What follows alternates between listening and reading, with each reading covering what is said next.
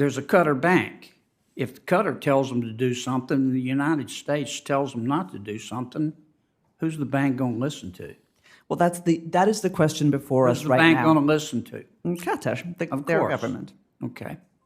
And isn't it a fact that back in 2021, Treasurer Yellen, through special drawing rights at the International Monetary Fund, gave Iran $4.5 billion?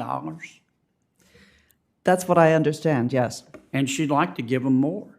What you just watched is exactly why Senator John Kennedy is one of the most effective interrogators in Washington. Welcome back to Congress Lens. I'm Audrey, and today's hearing clip is a masterclass in something we don't see nearly enough of anymore: clear questions, clear answers, and zero patience for political fog. Senator John Kennedy didn't raise his voice. He didn't grandstand. He didn't interrupt to sound clever. Instead, Senator John Kennedy walked witnesses step by step through the money trail that keeps Hamas alive. And by the end of it, the picture was devastatingly clear. This wasn't a partisan rant.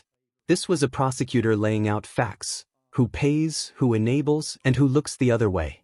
If you believe Congress should ask hard questions instead of making excuses, hit like, subscribe, and turn on notifications. Let's get into it. Senator Kennedy of Louisiana is recognized. Thank you, Mr. Chairman. Dr. Levitt, Hamas runs Gaza, is that correct? Yes, sir. And lots of people help Hamas, don't they? There are people who help. There are lots of people in Gaza who oppose Hamas as well. Well, Qatar sends Hamas $10 million a month to run the place, does it not? It has. The Palestinian Authority, which the people of Gaza rejected in favor of Hamas, pays Gaza's electricity bill. They keep the lights on for Hamas, don't they? Well, to be clear, the people of Gaza didn't reject the Palestinian Authority. Hamas took over with force of arms. I don't want to debate that. Yeah, there's not much to debate. Yes, the Palestinian Authority does provide salaries to its people in Gaza. Does the Palestinian Authority pay for the keeping the lights on in Gaza? They pay for some of it, yes. The UN sends Hamas money to educate the children, does it not? UN pays for some education in Gaza. They do that through their own agencies. Is that a yes? They provide the money into Gaza, yes. I'll take that as a yes. The UN gives Hamas money to run hospitals, does it not? The UN runs hospitals in Gaza too, yes. And in fact, doesn't Hamas tax at the rate of 16.5% every bit of food and aid that comes in to Gaza?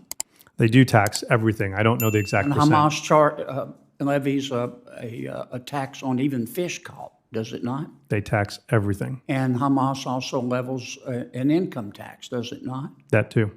Okay.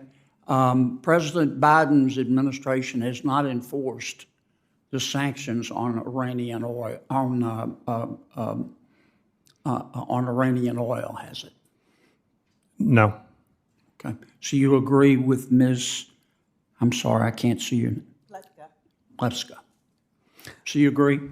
I tend to make it a policy to try to agree with Ms. Pletka whenever possible. Yeah. Well, you're smart. You told us you were smart.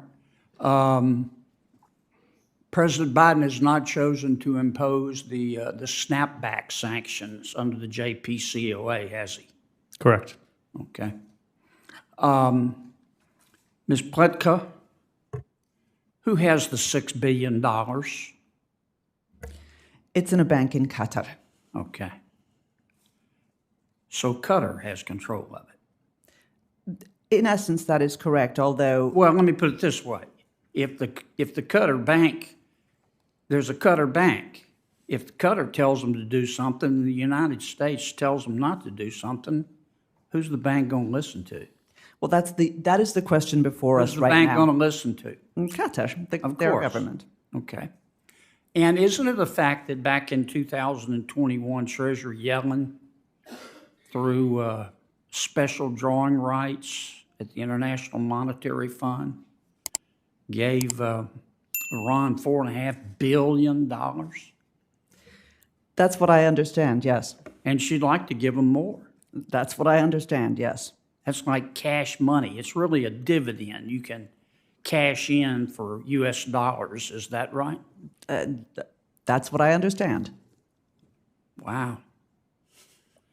It seems to me that we could cut off Hamas, or at least to go a long way toward doing that by actually just enforcing the things that we already say we're enforcing. Every authority that is necessary to cut off Iran, Hamas, and every other terrorist group is already in the president's hands. The question is never whether the president can, it's whether the president will. Well, why has the Biden administration been so soft on Iran? If we know Iran is funding Hezbollah, Hamas, the Houthis, their surrogates in Syria, their surrogates in Iraq, why has President Biden's administration been so soft on them?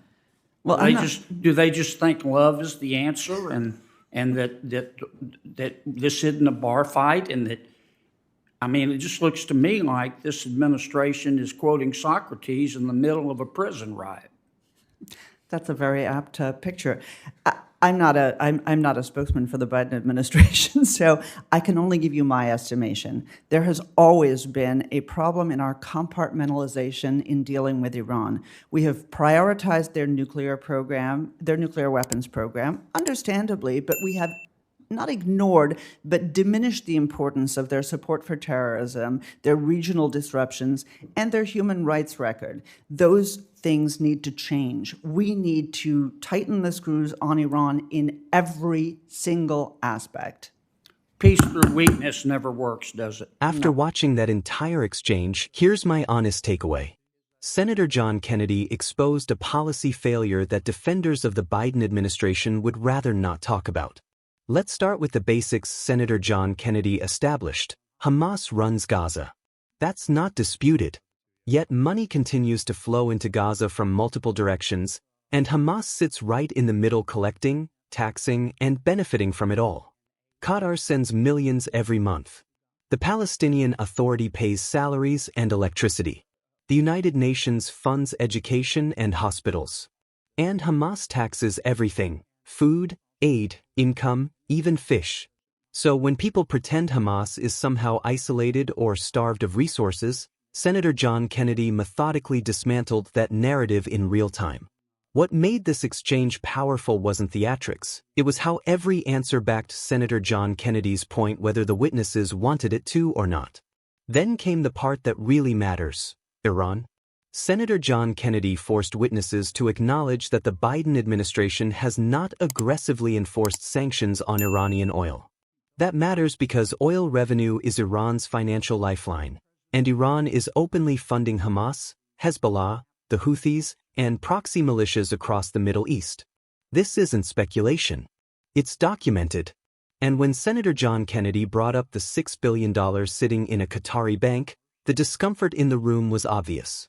Because while officials love to say, the U.S. has conditions, Senator John Kennedy asked the question no one wants answered.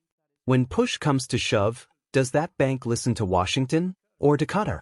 That's not cynicism. That's realism.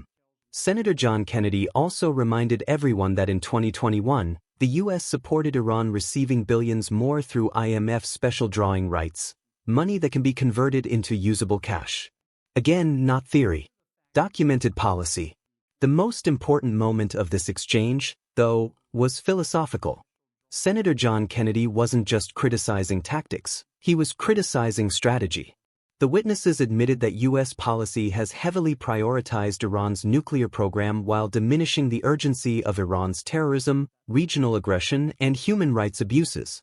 That compartmentalization, as one witness admitted, has been a long-standing problem, and Senator John Kennedy was absolutely right to call it out. You cannot negotiate your way out of terrorism while funding the ecosystem that sustains it. You cannot claim deterrence while signaling restraint to actors who interpret restraint as weakness. And Senator John Kennedy said it plainly: Peace through weakness does not work. What made this moment effective is that Senator John Kennedy didn't pretend the president lacked authority. He made it clear the authority already exists. The only real question is willpower. This is what oversight is supposed to look like. Not viral soundbites. Not moral posturing. Not selective outrage. Just facts, pressure, and accountability. And whether people like Senator John Kennedy's tone or not, the substance of what he exposed in this hearing is something every American should be paying attention to, because foreign policy failures don't stay overseas forever. This is Congress Lens. I'm Audrey, and this is why hearings still matter when the right questions are asked.